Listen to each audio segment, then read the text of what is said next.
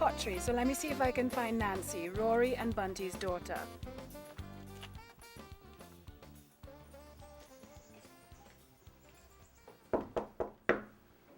Hi Nancy. Hi Mariel, welcome to Ajoupa Pottery. Thank you. You ready to go down to the factory? Sure, let's go. Excellent. So tell me, how did you get into the potting business? Well, actually it's my mum and dad's business. Mummy started potting when she was just 16. So that was long before I was born, obviously. And I started just for fun, growing up with them, you know. Mum taught me some of what she knows. Mum knows an awful lot that I hadn't know yet. And I'm getting more involved now that my kids are a little bit bigger, they're going to school. So the Ajoupa Pottery opened up about 16 years ago, officially. And they moved down here. So. And how did you get the name Ajoupa? Where's that from? And Ajoupa, that's the Amerindian word for shelter. And in Trinidad, the word is used to mean those pretty old-fashioned gingerbread houses. We call them, lots of people call them Ajoupas. One of the first things that Mummy started building was little Ajoupas. Right. And the name is lovely. This is my mom, Bunty. Hi, Bunty. Hi, very good. Tell me what you're up to there now. Well, I'm drawing a design on the bowl and it will be glazed. If I can ever decide what colours to use. And how does the drawing fit in with the rest of the process? Well, you have to take this drawing, lay it on a slab of clay, and then you impress the pattern onto the clay through this with I use a cocktail stick like that. And then when you lift your paper off, your very faint pattern is on it, and then you use an X-Acto knife and you actually cut out the lines. And then you have to very cleverly make the pieces small enough so that if you have the veins in the leaves, they form part of the line of your mosaic. It's very linear, and it's just takes a bit of working out. That's the mosaic process, but once you've done the drawing on the mosaic, tell me what else happens. What is the process for me coming up? You know, there's the start, the beginning, and the end. When we get our pots, we have no idea of what it is that's been involved. So maybe you can tell me a bit about that. The first thing we do is we make our clay. We bring our clay, we dig up a very hard, high-firing clay and mix it with a clay that's a lovely shade of red. And then to make the mosaics, we take that clay and roll it out with a slab roller. After this clay is rolled out into a long slab, then the paper is laid on the clay and the drawing will be traced in a way onto the clay. Okay.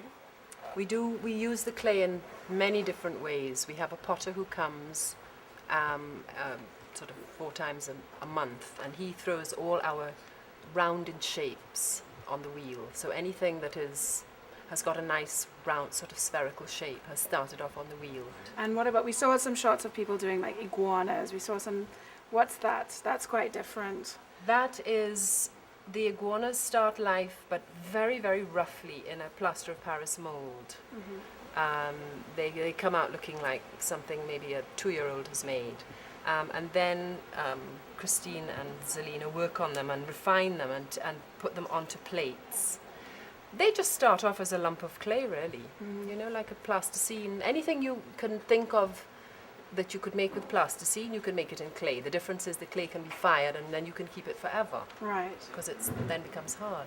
Okay. But the thing is, if you want to keep your own interest alive, and if you want to really keep your customers interested, you have to keep on experimenting.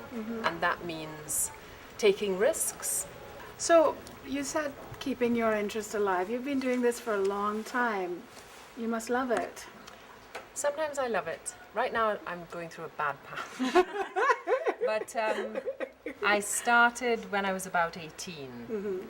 And then I learned from Holly Guyadine, who's a local potter. So I just kept on going, and then eventually it's something you have to decide. I'm going to buy my own equipment, and I'm going to start experimenting, and I wanted to use local clay.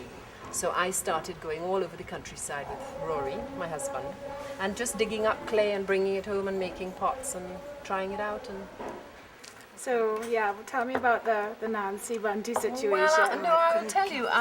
As a little girl, Nan and I used to go out drawing and painting together. And I mean, she was only about 6 or 7, and we'd go with our little paint boxes and our chairs and our pads, and she would do all these lovely little blobby things like ginger lilies in the garden. And Right. you know, that is how she learned. And she'd be so proud of her work. And then she had a very good art teacher at school, at Bishop's, and then. So I think all of those things are important. Your children must see you working. It's no good daddy going to work in the morning. Where does daddy go? Yeah. If daddy was home doing carpentry or tuning steel pans, you see how quickly your children would acquire that Yeah, craft. they learn very quickly. Children don't acquire crafts from their parents anymore simply because they never see them at work. And is it your vision? I don't mean to put you on the spot. Is it your vision that someday maybe Nancy might take over, or what do you think? Well, it would be nice if one of our children did. I love it, and my husband is very interested in the whole technical side of it. Right. He and Daddy are often with their head in a kiln, or trying to figure something out. And he's Right. the one who reads the potter's manuals and encyclopedias. Yes, and I things, gave him one for Christmas one yes. year. And he is very interested as well. So it's possible, maybe, Right. perhaps. All right, ladies. Well, the good news is I brought some food down for us to have a picnic. Oh, So I'm just going to go and get everything ready, and I will give you a shout in a couple of minutes. Okay. Okay. Great. Great.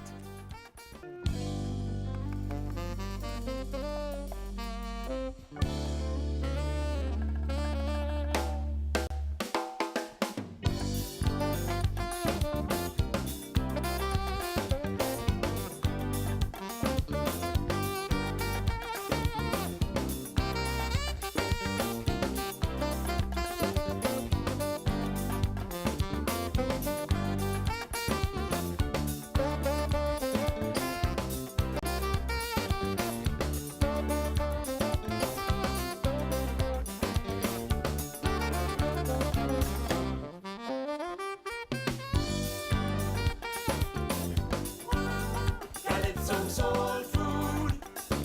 Soca coca. It's the thing for ya.